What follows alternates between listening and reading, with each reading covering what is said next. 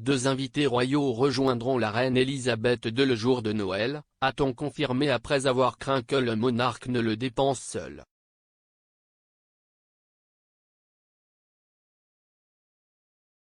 La reine ne passera pas seule son premier Noël en tant que veuve au château de Windsor.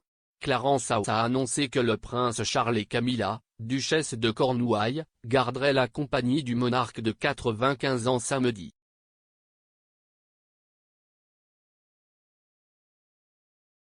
Ne passera pas son premier Noël en tant que veuve seule au château de Windsor.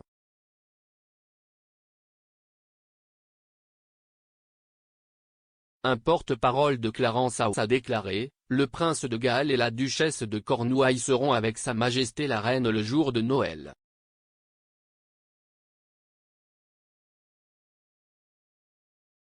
Cela survient après qu'une source a annoncé mardi que le monarque avait décidé de ne pas se rendre à Sandringham et d'organiser ses célébrations traditionnelles de Noël dans son domaine bien-aimé de Norfolk.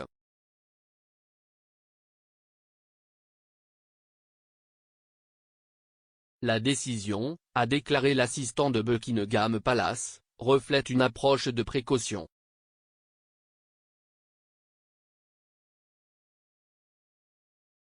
Et c'était une question personnelle prise après mûre réflexion, a ajouté l'initié.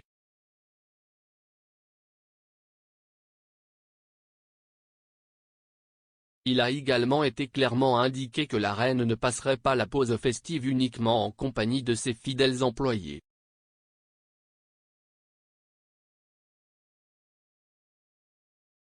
Toute visite qu'elle recevrait de ses proches suivrait cependant des précautions raisonnables et des lignes directrices appropriées, était-il entendu à l'époque.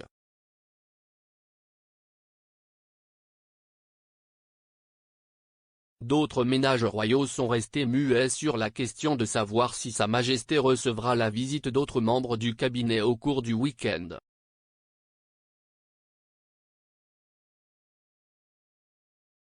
Cependant, il a été clairement indiqué hier que le monarque ne profiterait pas de la compagnie de sa fille, la princesse Anne, au cours des prochains jours.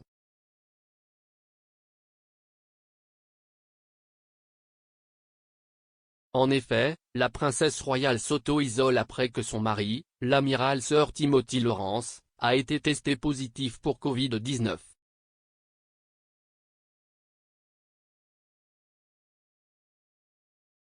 Le couple séjourne dans leur maison du Gloucestershire, Gatcombe Park.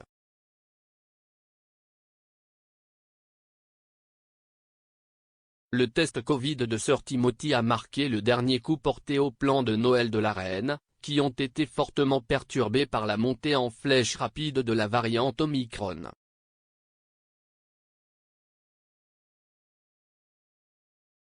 La semaine dernière, la souveraine a annulé son intention d'organiser son déjeuner annuel d'avant Noël au château de Windsor, qui aurait vu la participation d'une cinquantaine de membres de la famille royale élargie.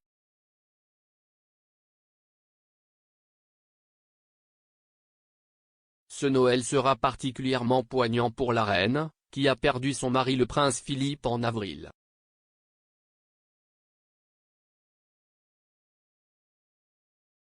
Le couple a passé la majeure partie de la pandémie à s'isoler ensemble dans leur maison de Berkshire, bien que le duc d'Édimbourg ait fait d'un cottage de 5 chambres à Sandringham sa résidence principale à la suite de sa retraite en 2017.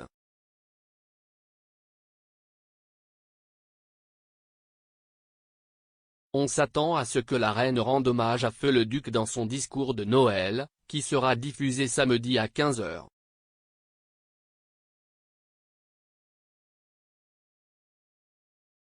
Elle avait déjà rendu publiquement hommage à Philippe en novembre, lorsqu'elle avait livré un message vidéo clé lors de la réception du sommet 26 pesos colombien à Glasgow.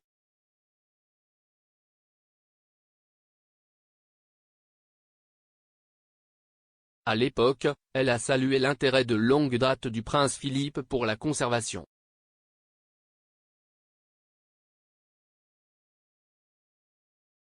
La monarque était censée assister à cet événement en personne, mais s'en est retirée en suivant les conseils de son équipe médicale pour se reposer.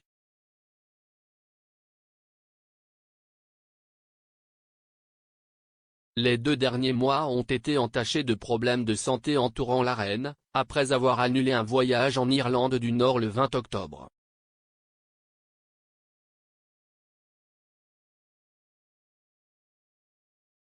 Depuis, la reine n'a exercé ses fonctions que derrière les murs du palais.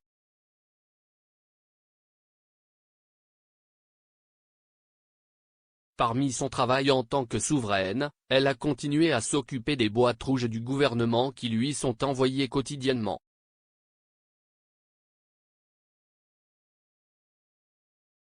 Et elle a eu des conversations hebdomadaires, principalement au téléphone, avec le Premier ministre Boris Johnson.